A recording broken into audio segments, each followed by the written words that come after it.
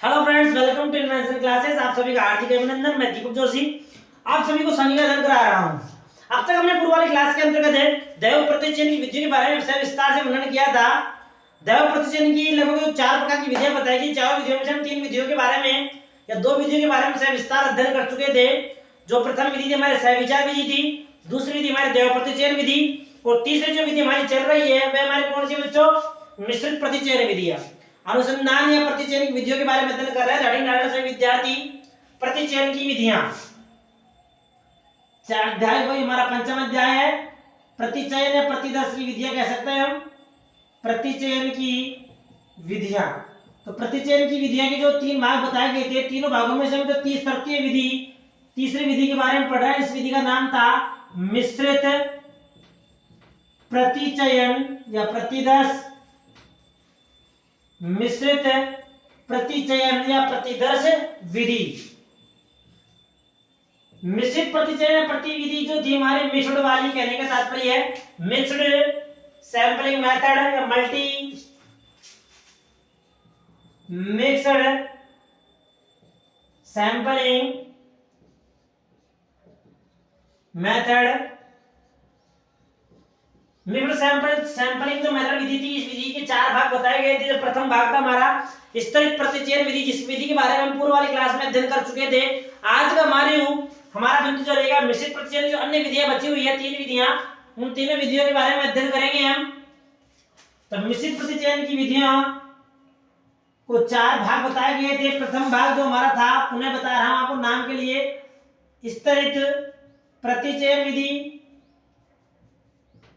इसके बारे में अध्ययन कर चुके थे। आज दूसरी विधि के बारे में अध्ययन करेंगे। दूसरा प्रकार जो बताया गया था वह हमारा है बहुस्तरीय प्रतिचयन विधि। क्या है बच्चों? बहुस्तरीय प्रतिचयन विधि। बहुस्तरीय प्रतिचयन विधि यानी multi stage sampling method, MULTI multi stage sampling method.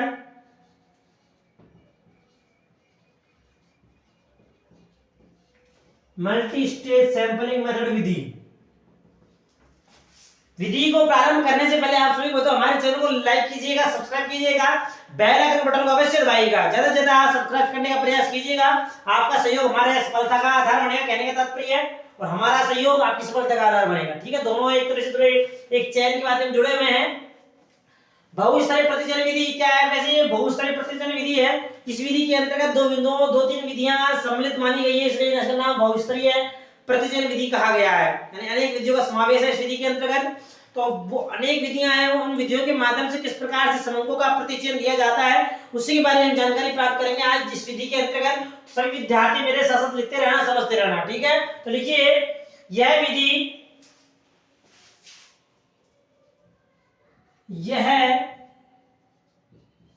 विधि बहुत बड़े क्षेत्र, जो बहुत बड़ा एरिया होगा, बड़े क्षेत्रों का इस विधि का अध्ययन किया जाता है। तो यह विधि बहुत बड़े क्षेत्र या अत्यधिक इकाई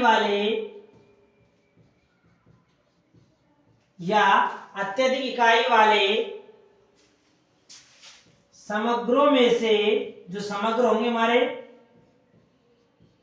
समग्रों में से यानी बहुत इकाई या बड़ी इकाई वाला जो समग्र जो इकाइयां होगी, उन इकाइयों में से प्रतिदर्श लेने में,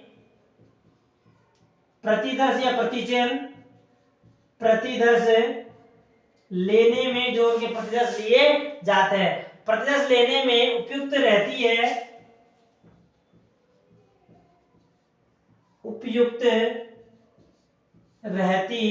है। यानी बड़े क्षेत्रों के अंतर्गत यदि आपको प्रतिदर्श लेना है तो आपको किस विधि का प्रयोग करना पड़ेगा बच्चों? बहुस्तरीय प्रतिचयन विधि के माध्यम से आप पता ले सकते हो। इसकी सहायता से आप सही प्रतिचयन का चयन कर सकते हो, जिसके अंतर्गत सभी समग्रों की विशेषता या गुण उसमें उपस्थित होंगे। इस विधि में किस प्रकार से ज्ञात किया जाता है उसके बारे में बताया गया है। इस विधि में इकाइयों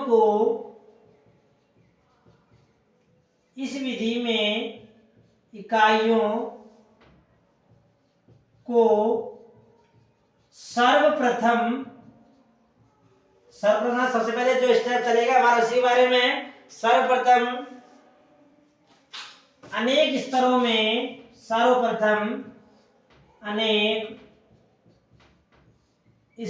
में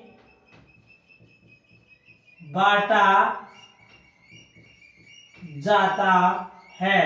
सर्वप्रथम जो समग्र होंगे, समग्र में से हम प्रतिदर्श का चयन करेंगे। उन प्रतिदर्शों को चयन कर उनको अनेक स्तरों में, अनेक भागों में बांट दिया जाता है और अनेक भागों में बांट देने के बाद इस विधि के अंतर्गत दैव प्रतिचयन विधि से फिर इन स्तरों में से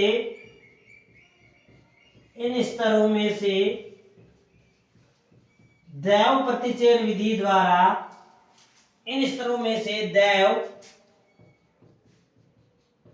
प्रतिचयन विधि द्वारा प्रतिदर्श लिए जाते हैं। प्रतिदर्श लेकर उनको विभिन्न विभागों या स्तरों में डिवाइड कर दिया जाता है, यानी जो उपविभाजनों में बांट दिया जाता है। प्रतिशत लेकर उनको अलग अलग विभागों या स्तरों में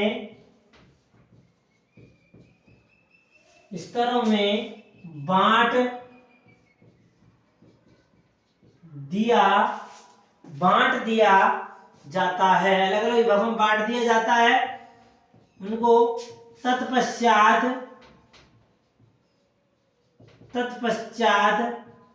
फिर से दैव प्रतिचयन विधि द्वारा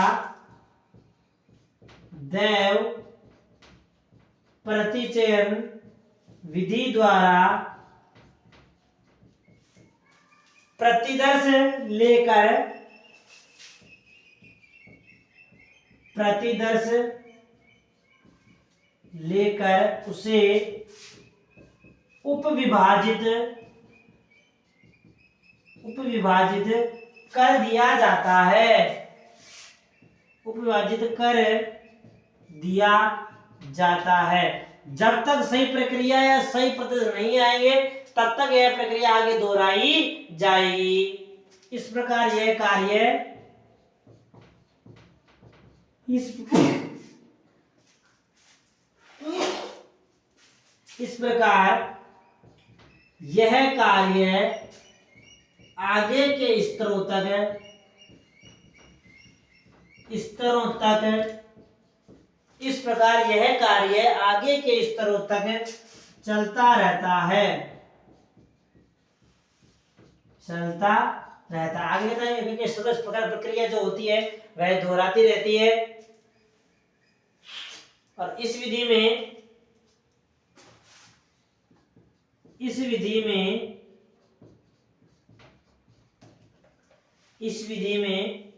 दैव प्रतिदर्श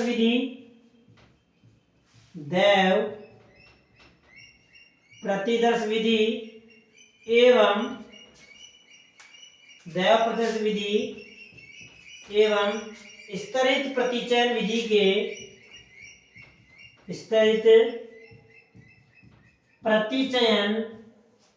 विधि के गुण पाए जाते हैं। विधि के गुण पाए जाते हैं, यानी इस विधि के अंतर्गत दैव प्रतिचयन विधि और स्तरित प्रतिचयन विधि के गुण पाए जाते हैं। इस विधि में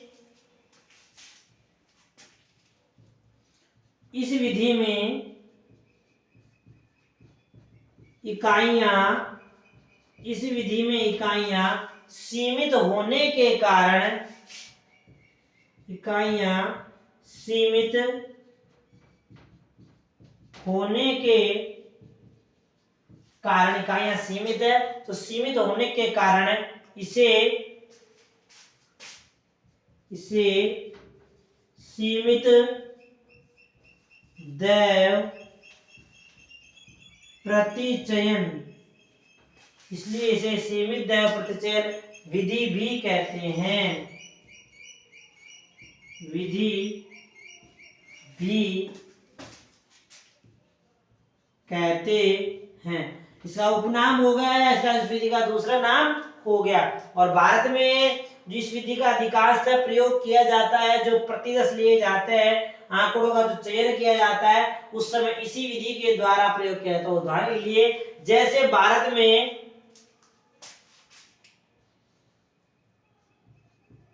इस विधि का प्रयोग, ऐसे लिख लो इसको, ठीक है, इस विधि का प्रयोग भारत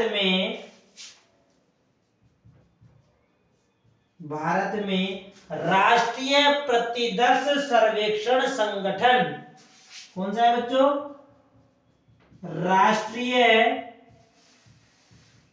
प्रतिदर्श या प्रतिचयन सर्वेक्षण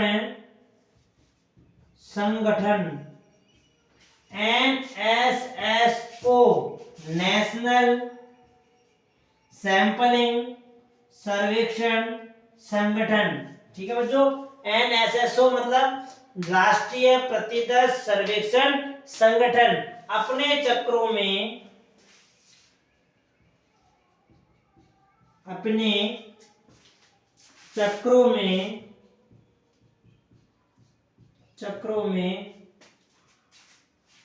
भारत में इस विधि का प्रयोग भारत राष्ट्रीय अपने चक्रों में करता है। राष्ट्रीय प्रतिदर्श सर्वेक्षण संगठन के द्वारा जो आंकड़े प्रस्तुत किए जाते हैं, वे सभी आंकड़े इस विधि बहुस्तरीय प्रतिचयन मल्टी स्टेज सैंपलिंग मेथड विधि के माध्यम से प्रस्तुत किए जाते हैं। ये हमारी हो गई मिश्रित प्रतिचयन की विधि नंबर 2। अब बहुस्तरीय प्रतिचयन विधि है, इस विधि में 2 विधि के गुण पाए गए बच्चों। कौन कौन से, मैंने आपको साफ साफ लिखा भी है। दैव प्रतिचयन विधि के गुण पाए गए और दूसरा हमारे पाए गए बच्चों स्तरित जो विधि है, हमारी स्तरित प्रतिचयन जो विधि है, इस विधि के भी गुण इस विधि के अंतर्गत पाए जाते हैं। 2 विधि के गुण इसमें सम्मिलित किए गए हैं, ठीक है, समझ में आ गया। ये हमारी दूसरी विधि जो मिश्रित प्रतिचयन विधि का दूसरा भाग था। अगले अध्ययन करते हैं, तब तक इसका स्क्रीनशॉट ले लेना। आगे अध्ययन करते हैं और 2 अन्य विधियों के बारे में जो हमारी बहुस्तरीय, एक तो बहुस्तरीय थी, एक ग्रुपिंग मतलब समूह प्रतिचयन विधि थी, नहीं ग्रुपिंग सैंपलिंग मेथड विधि। दोनों विधियों के बारे में आज विस्तार पूर्वक अध्ययन करेंगे। इसका स्क्रीनशॉट ले लेना। आगे चलते हैं विधि नंबर 3, तीसरी विधि का नाम है विषय विद्यार्थी। तीसरी विधि कौन सी है हमारी, थर्ड विधि के बारे में जानकारी प्राप्त करते हैं। समझ में आ गया हो शायद आप लोगों को, फिर भी कोई दिक्कत वाली बात नहीं है। कोई कुछ विद्यार्थी कुछ पूछना चाहते हैं, निसंकोच एक कमेंट के माध्यम से, यूट्यूब वाले ने पहले कमेंट का ऑप्शन दिया है, कुछ विद्यार्थी कुछ पूछ रहा हो तो इसके माध्यम से वह स्वतः ही पूछ सकता है। तो विधि नंबर 3 लिखिए, बहुचरण प्रतिचयन विधि। हैंडल से विद्यार्थी, बहुचरण प्रतिचयन विधि। विधि नंबर 3 बहुचरण प्रतिचयन विधि। तीसरी विधि का नाम बच्चों बहुचरण प्रतिचयन विधि। इस विधि को कहते हैं multi phase sampling method, MULTIPHASE sampling, SAMPLING sampling method. बहुचरण प्रतिचयन विधि। विधि नंबर 3 हमारी तृतीय विधि है। तीसरी विधि में क्या बताया गया, मल्टी बहुचरण प्रतिचयन विधि, जो हमारी मिश्रित प्रतिचयन की तीसरी विधि। तो इसमें ये बहुत शॉर्ट रूप में, छोटे रूप में बताया गया है, वैसे इतनी खास इंपॉर्टेंट है नहीं, फिर समझा देता हूँ। कई बार एग्जामिनर क्या करता है, वो सोचता है कि बच्चों ये नॉर्मल सा टॉपिक है तो बच्चों से इसके बारे में कुछ पूछता नहीं है, कई बार ऐसा हो जाता है बाय मिस्टेक, इसलिए मैं विधि के बारे में आपको थोड़ा बहुत जो जानकारी दे देता हूँ। क्या है ये विधि, तो लिखिए, इस विधि में इस विधि में समग्र मतलब संपूर्ण से लिया गया है यहाँ पर, समग्र की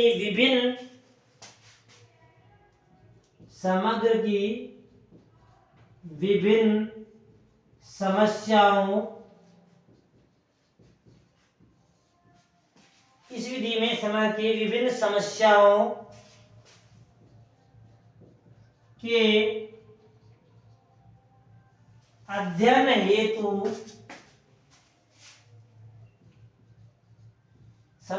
के अध्ययन हेतु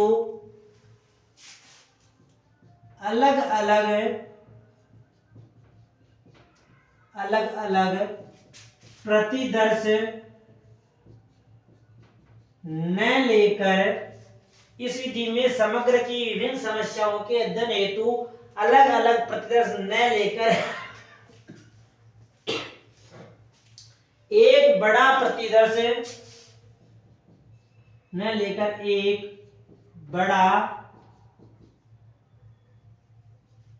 प्रतिदर्श यानी बड़ी इकाइयों का एक बहुत बड़ा प्रतिदर्श दैव प्रतिचयन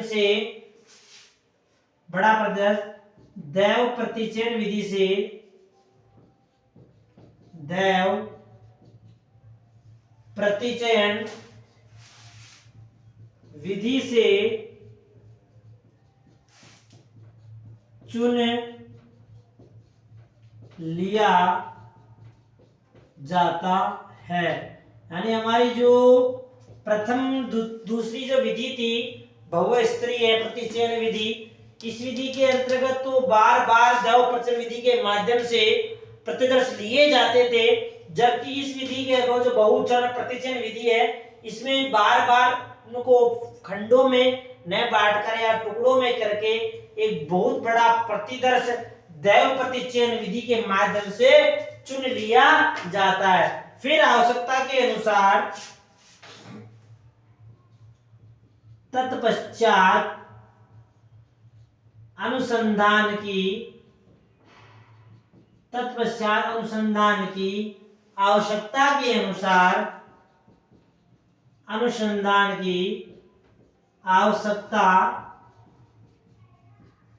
अनुसार जो जिसको जितनी आवश्यकता होगी उस आवश्यकता के अनुसार बड़े प्रतिदर्शों में से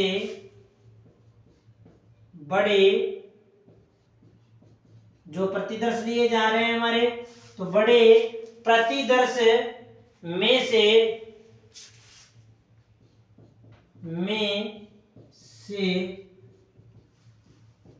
उप प्रतिदर्श छांट लिए जाते हैं।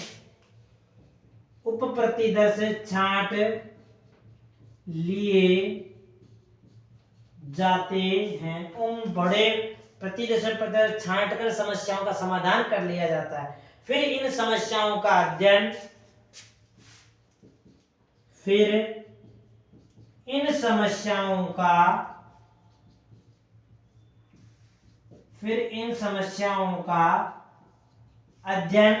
विभिन्न चरणों के द्वारा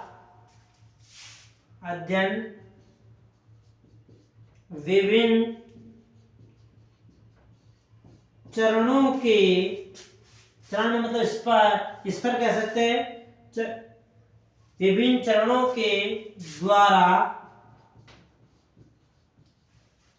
करते हैं। फिर इन समस्याओं का अध्ययन विभिन्न चरणों के द्वारा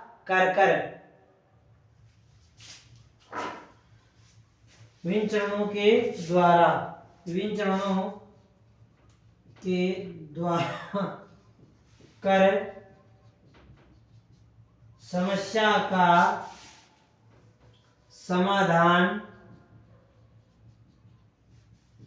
करते हैं। उस समस्या का समाधान कर देते हैं, निपटा देते हैं समस्या को चित्र प्रतिदर्श लेने के बाद में। ये हमारी हो गई दूसरी विधि, बहुचरण प्रतिचयन विधि, मल्टी फेज सैंपलिंग मेथड। इस विधि में क्या होता है, बहुत अलग अलग प्रतिशत न लेकर एक बड़ी मात्रा में बड़ा प्रतिशत लेकर वो बड़ा प्रतिशत तो चयन किया जाएगा, दैव प्रतिचयन विधि के माध्यम से किया जाएगा। और उसके बाद अनुसंधान को आवश्यकता है कि उस बड़े प्रतिशत में जो प्रतिशत लिए गए हैं उनमें से प्रतिशत लिया जाए, तो आवश्यकता के अनुसार में जो प्रतिशत लिए जाएंगे, छांटे जाएंगे और इन प्रतिदर्शों के माध्यम से समस्या का अध्ययन विभिन्न चरणों के द्वारा कर समस्या का समाधान किया जाता है, समस्या का समाधान करती है। ये हमारी होगी विधि नंबर 3। मिश्रित प्रतिचयन विधि की तीसरी विधि होगी हमारी है, प्रथम होगी स्तरित, द्वितीय बहु स्तरीय, तृतीय की बहुचरण विधि। और आज अंतिम चौथी विधि के बारे में अध्ययन कर रहे हैं, जिसका नाम हमारा समूह प्रतिचयन विधि। उसके बारे में विस्तार से बड़ा खोलकर दिखा देता हूं आप सभी विद्यार्थियों को, तो विस्तार से अध्ययन करने तो इसका स्क्रीनशॉट लेना एक बार। छोटा है तो थोड़ा मैंने खोल के लिख दिया, बड़ा दिखे। तब अध्ययन करते हैं चौथी के बारे में, विधि के बारे में क्या बताया गया है। लिया स्क्रीनशॉट। विधि नंबर 4, तो विधि लिखिए, डाल दी सभी विद्यार्थी। नाम तो पता ही होगा, वैसे आप सभी को मैंने नाम लिखवा चुका हूं पहले के पूर्व में, इसलिए नाम डाल लेना। वाले नाम समूह प्रतिचयन विधि नंबर 4, समूह प्रतिचयन विधि, कहने का ग्रुप सैंपलिंग मेथड, या इसको हम क्लस्टर सैंपलिंग मेथड कहते हैं। नाम डालने से विद्यार्थी क्लस्टर सैंपलिंग मेथड,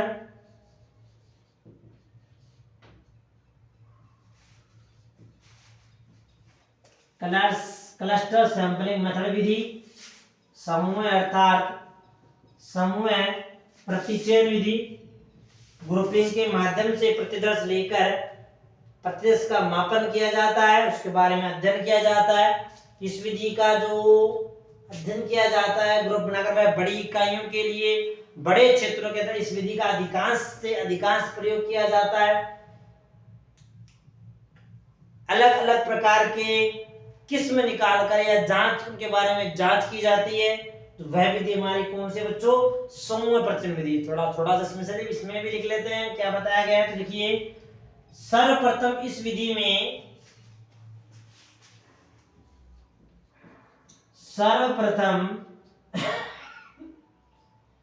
सर्वप्रथम इस विधि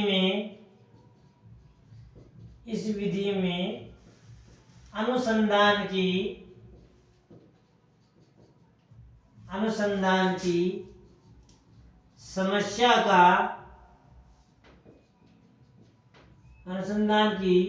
समस्या का समाधान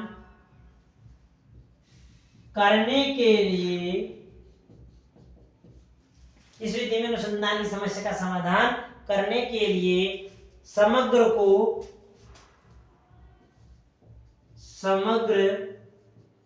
को निश्चित आकार प्रकार जो उसके होंगे, आकार प्रकार या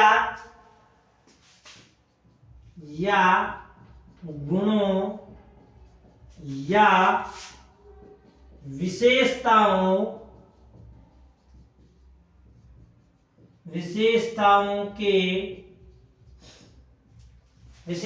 के आधार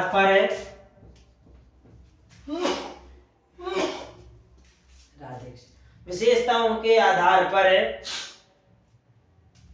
समूह या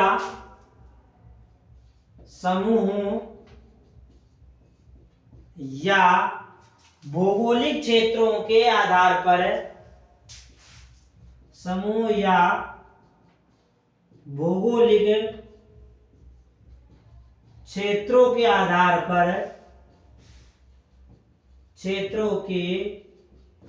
पर बांट दिया जाता है,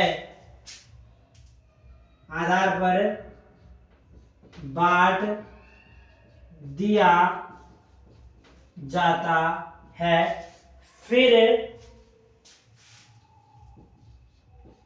दैव प्रतिचयन विधि के माध्यम से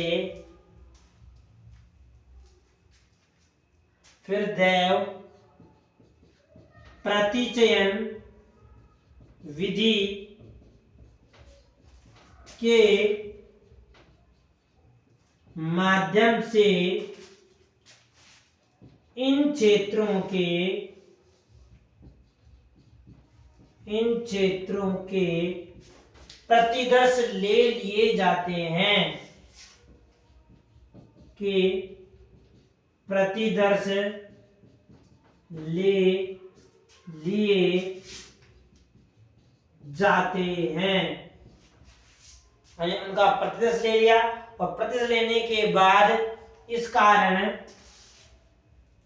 ले लिए जाते हैं, इस कारण इस विधि को प्रतिदर्श ले लिए जाते हैं, समूह में बांट दिया जाता है, कह सकते हैं। इस कारण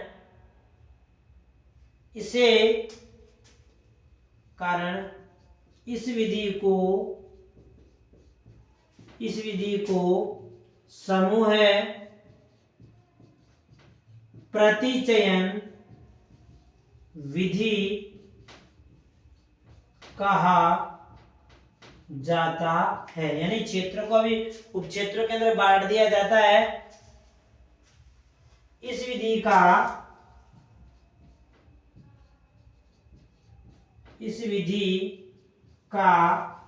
सर्वाधिक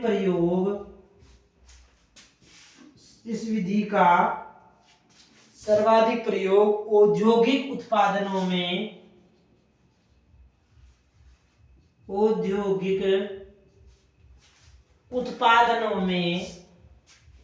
जो कंपनियां होती है, कहने का तात्पर्य मेरी फैक्ट्री होती है, औद्योगिक उत्पादनों में उत्पादित वस्तुओं की किस्म जांच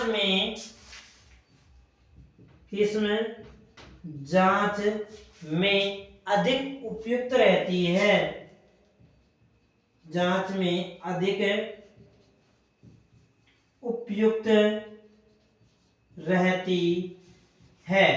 ये बात दिया, पुनः रिपीट कर रहा हूँ, बहुत महत्वपूर्ण बात बताई। क्या बताया गया देख लेना एक बार। सर्वप्रथम इस विधि में अनुसंधान की समस्या का समाधान करने के लिए क्या करते हैं बच्चों, समग्र को निश्चित आकार, प्रकार, गुणों या विशेषताओं, कहने का तात्पर्य जैसे कोई गांव है, गांव को हम बांट दिए साक्षर निरक्षर के रूप में, अनपढ़ या अनपढ़ रूप में, पढ़े लिखे के रूप में बांट दिया गया, गरीब या अमीर में बांट दिया। मैंने भारत ले लिया।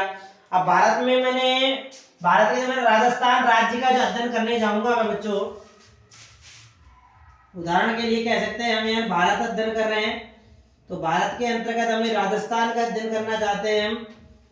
अब राजस्थान के अध्ययन के अंतर्गत इसमें उपवर्ग बांट दिए जाएंगे, जैसे यहाँ इनको जिलों में बांट दिया है, ऐसे छोटे रूप में लिख लेते हैं जिला। ठीक है बच्चों। अब यहाँ जिले जो भी 33 जिले हमारे 33 जिलों में बांट दिया जाएगा। अब जिलों के अंदर क्या बांटा जाएगा बच्चों, गांवों से इसको बांटा जाएगा ढाणियों में। ये हमने क्षेत्र बांटा। समूह था एक बहुत बड़ा समूह। क्या मतलब जो भारत था बहुत बड़ा समूह था, बहुत बड़ा एरिया है, इसमें अनुसंधान प्रतिशत ले ली जाएंगे तो किस प्रकार से बांटे जाएंगे, तो उसको बांटने के लिए समूह या भौगोलिक क्षेत्रों के आधार पर भौगोलिक क्षेत्र में बांट दिए हमने। राजस्थान में बांट लिया, सबसे बड़ा राज्य है राज्य राजस्थान, क्षेत्र दृष्टि सबसे बड़ा राज्य बताया गया।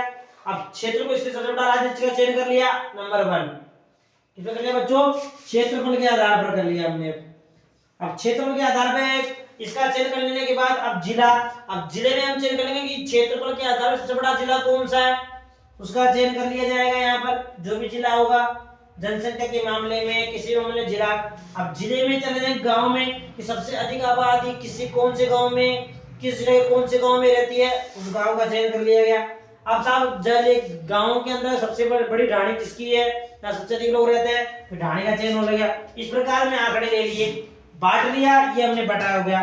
बांटने के बाद भौगोलिक बांट दिया जाता है। फिर दैव प्रचयन विधि के माध्यम से, जो मैंने आपको बताया, दैव प्रचयन विधि के माध्यम से जिला गांव ढाणी में से प्रतिशत ले लिए जाएंगे, आंकड़ों का चयन कर लिया जाएगा। और आंकड़ों का चयन करने के कारण इस विधि को समूह प्रचयन विधि भी कहा जाता है। ग्रुप के माध्यम से नहीं, समूह बांटना।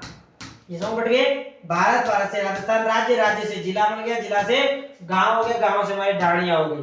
ठीक है, या वार्ड कह सकते हैं। यहाँ पर हम गांव के अंदर जो वार्ड बने हुए हमारे, सर्वाधिक इस विधि का सर्वाधिक उपयोग कौन था, यानी जो फैक्ट्रियां होती है औद्योगिक उत्पादन करती है वे किस में वस्तुओं जैसे हमने वाले माना से सब्जी विक्रेता है।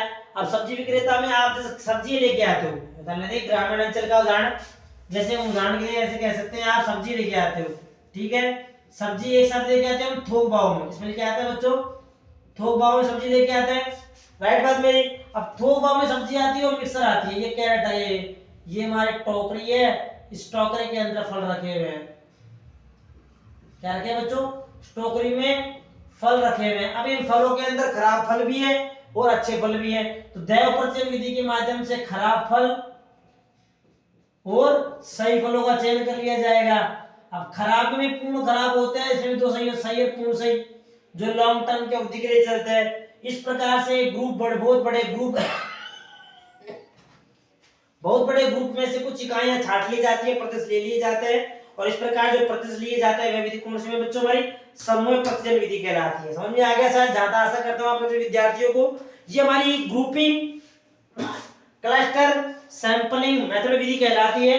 इस विधि के माध्यम से इस प्रकार से प्रतिदर्श लिए जाते हैं। समझ में आ गया, फिर भी कोई दिक्कत वाली बात नहीं है, किसी विद्यार्थी समझ में नहीं आ रहा हो, समझ में प्रॉब्लम हो तो आप पूछ सकते हो, स्वतंत्र हो पूछने के लिए।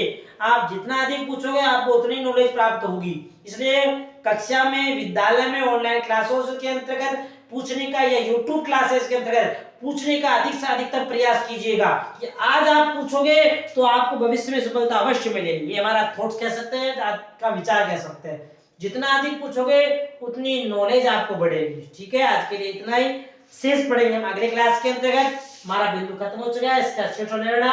आगे पढ़ेंगे प्रतिचयन की जो चतुर्थ विधि बताएगी थी, इस विधि के बारे में विस्तार से अध्ययन करेंगे। ठीक है बच्चों, मिलते हैं नेक्स्ट क्लास में। ओके,